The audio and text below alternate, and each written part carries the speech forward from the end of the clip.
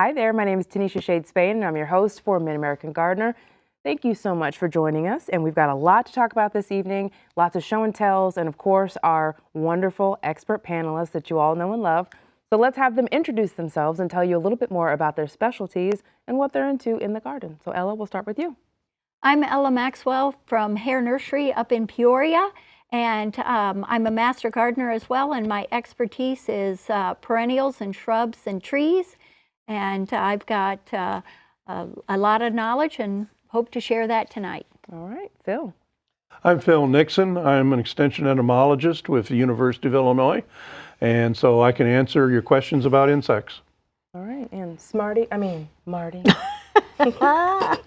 what I'm Martie Alagna. I saw what you did there. I'm a retired landscaper, and my back isn't as strong as it used to be, but my brain's full of stuff, so ask me questions. All right, okay, so show and tells, like I promised. Of course, Ella always shows up with a plethora of things to share with you. And she brought me stuff. She did. She's awesome. She is, isn't she? So here we go.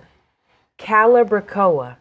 No, that's not what we're talking about right now. We're doing tomatoes. Okay, I got to look. Right. I was so excited to pronounce it that I got ahead of myself. Well, I can tell that Deb from St. Charles, she's an organic gardener, and she's been having trouble with her tomatoes. And this is really a yellow variety that I have here as a sample. But for 2 years, she just hasn't had very much luck. She does everything right. She rotates her crops, so there shouldn't be any disease problems.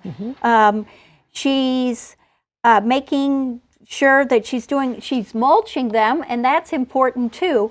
But one of the things that I want to talk about is tomatoes are heavy feeders. So she said that she only fertilizes when she plants, and I would recommend that she could use some type of organic fertilizer that's slow release that she could do maybe on a monthly basis.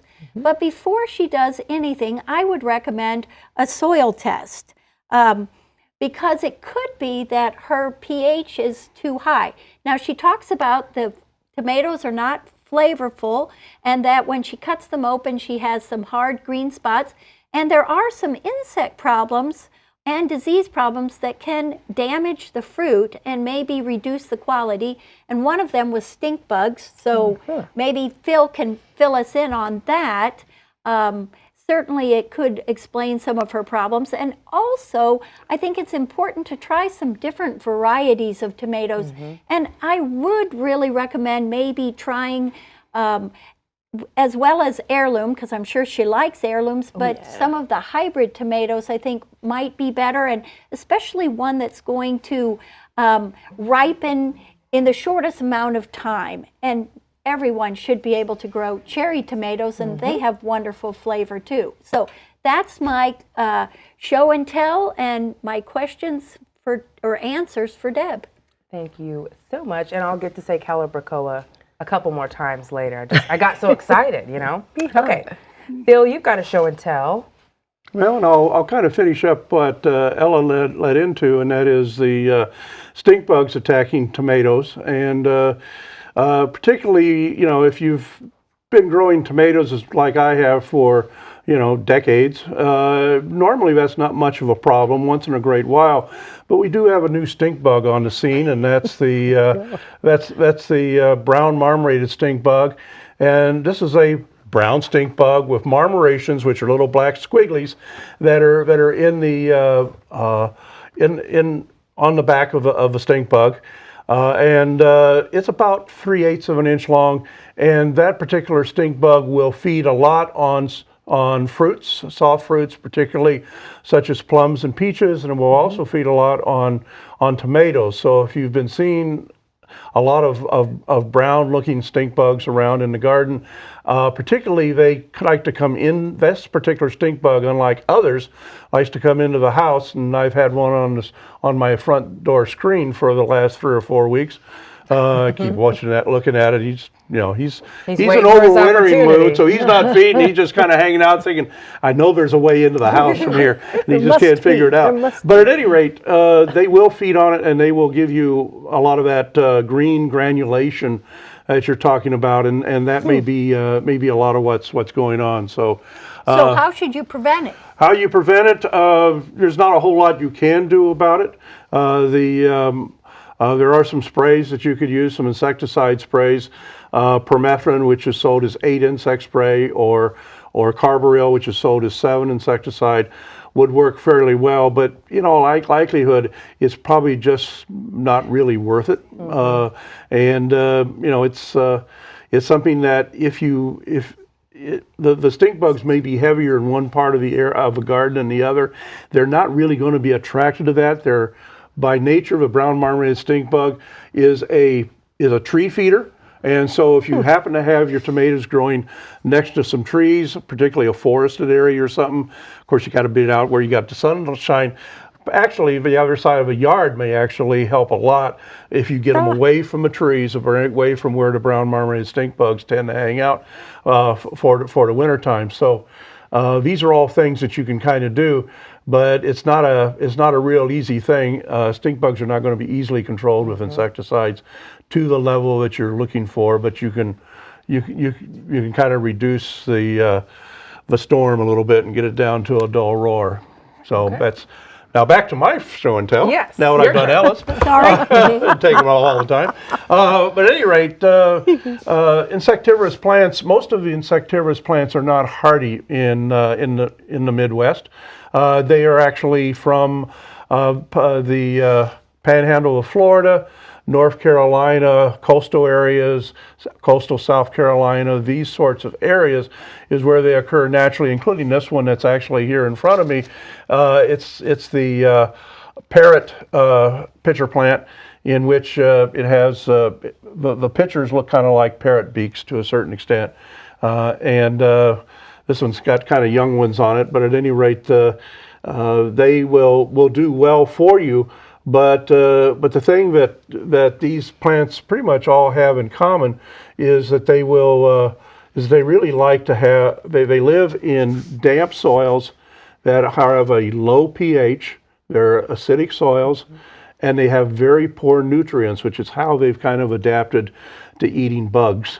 They get some extra nutrients that way, and so it's felt that's how they developed this ability.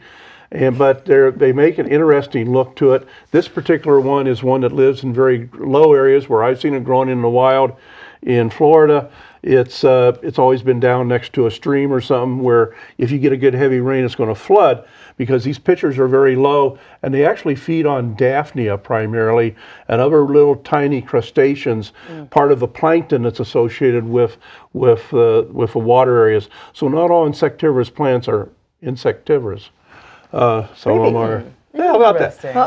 And You're in some of trouble. them are, Stay out of the water. some are going to be more associated with feeding on other critters, other small critters other than insects. But they all tend to, all of them except for a few sundews, which are only about 1 inch in diameter.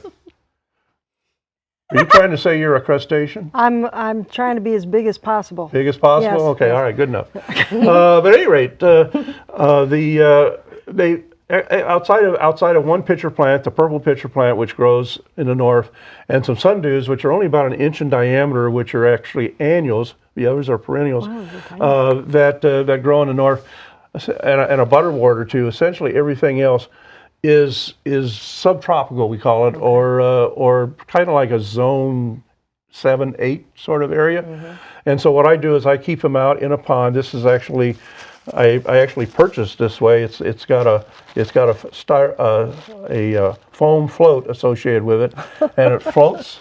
I have a bog pond, That's a great idea. which is 150 gallons or so, and it's got rainwater in it, and rainwater is naturally going to be acidic, and with pollution it's even more acidic. But the point is, rainwater is by nature acidic. And so the rainwater that I have is usually somewhere between pH of 5 and 5.5. And I actually float these in the water, and they do quite well that way, but they do need protection in the wintertime. And I cheat. I have a lean-to greenhouse that we put them in.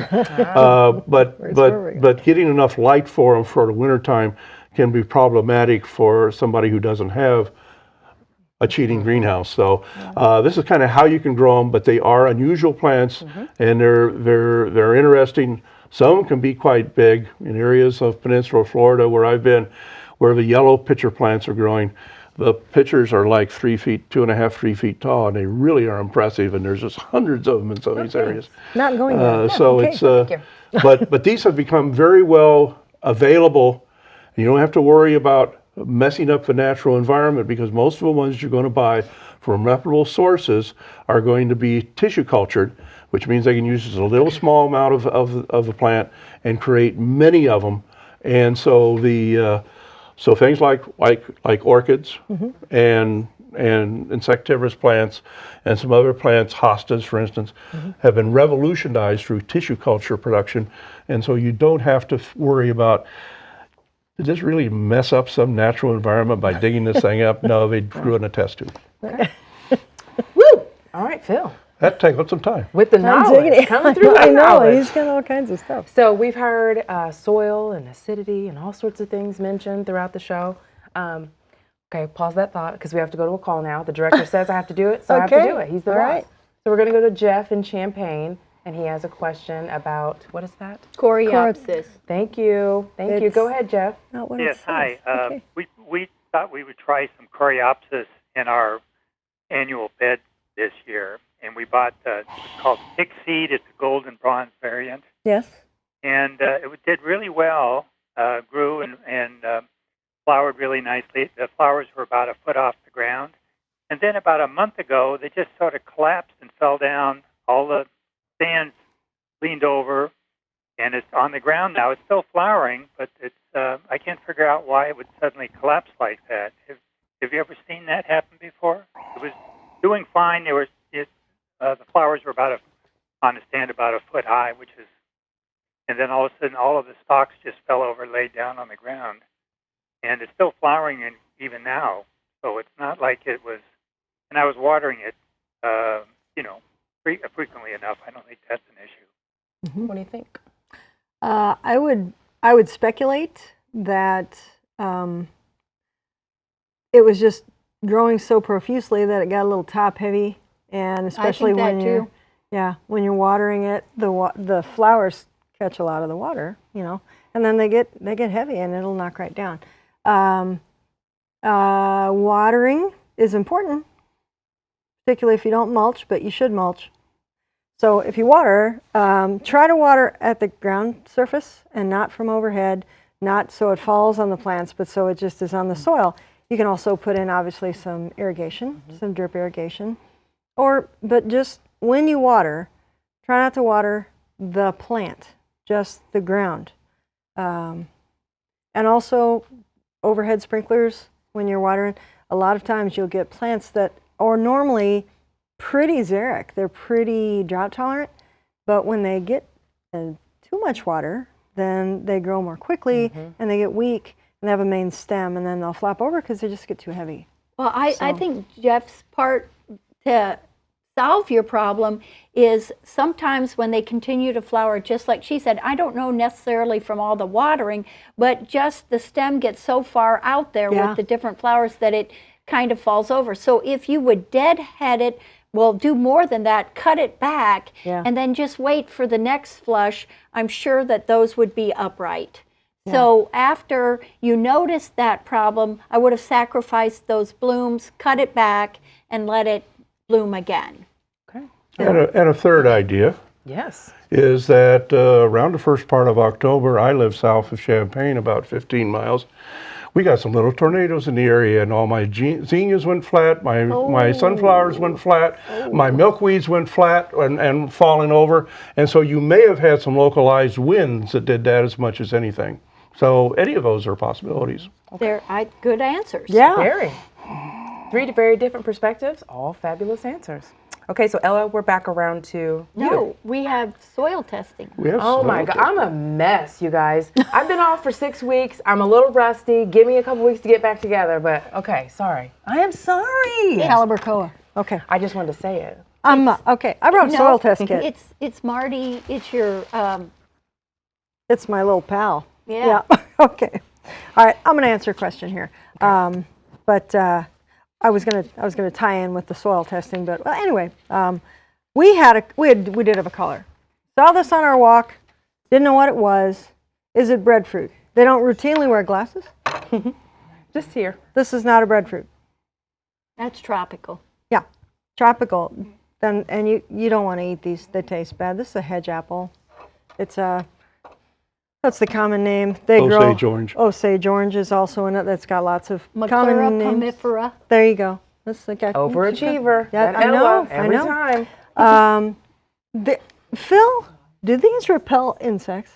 Because there are people who believe that they Swear. repel insects. Swear by But I'm Uh, not sure if they do or not. I do know that that they have been found that the fumes coming off of them are cancer causing. I can smell it from here. So, okay. Ooh. so I get people that say, "Well, I put them in my basement and I haven't had such and such Surrounded by for poison." years." And yeah, they probably are insect repellent, but I Yeah. wouldn't have them in an enclosed space because Okay. they are a Wow. natural carcinogen. I found out years and years ago. So that is something that you might want to alone. consider and put associated with that. And of course, it's also very hard to prove anything with a negative. You really can't. So, you know, people have told me, well, I put such and such in my cupboards and I haven't had bugs for 10 years. And I said, well, I haven't put anything in my cupboards and I haven't had bugs for 10 years either. So, There you go. that's There you like, go. you know. But anyway, one, half this, dozen of another. this is a but really, native tree. they Yeah. supposedly do put out some nasty fumes, so I'd avoid them. In fact, I could smell it here. Yeah, it's a native tree. The common name hedge is because the wood is so hard and stringy that it was commonly used for fence posts to make a hedge. And they grow. They'll catch, the seed will catch in a hedgerow, and it'll grow up. But it's extremely hard, stringy wood. It's perfect for fence posts. Fence post. Okay. Yeah. So now are we going to Ella? I don't know. Well, you want me to keep doing let's this? find out what the next let's question just is. go to Ella. Let's go to Ella. We're going to Ella. Okay. So, Calibrachoa? calibrachoa, baby. I've God been trying to diggity. get it out all show, and here we go. Here we go. Holly from Lansing says, am I the only lucky one to have calibrachoa self-sow in my mulch area? These have been planted in pots over the years. I have 3 groups growing this year. Here are 2 of them. Love the show. Okay, this is really a shout out to annuals that can reseed. And the great thing is calibrachoa is kind of a petunia relative. It sets the same kind of seed capsule as a petunia, and some people have those self-sow, but there are so many different annuals that you can save the seed from. Snapdragon, alyssum, I brought some cleome, and of course marigolds. All of these things you can save the seed. You don't have to buy a package. You can save the seed from Cosmos as well. And it's just really great when these volunteers do come up, because then they can be transplanted to other areas of the garden. And there are just so many plants that you can actually harvest, save the seed, and there's a lot of information out there on, you know, how to store it or if it needs a cold treatment or whatever. But great for, was it Holly and her calibrachoa? Calibrachoa. I have 2 great big bags of marigolds, and I'm very excited about that. Just go out there. I make the kids help too. It's a family affair. I'm like, this is going to save mommy money. Okay, let's get into this together. There you go. Okay, Phil, we're going to you now. Let's see. Annette says, I found this caterpillar on an annual of mine, and it turned into a cocoon. Can you tell me what kind of caterpillar it is, and is it a good pollinator? Okay, what you've got is the picture that she sent in is a nice photograph of a Polyphemus moth.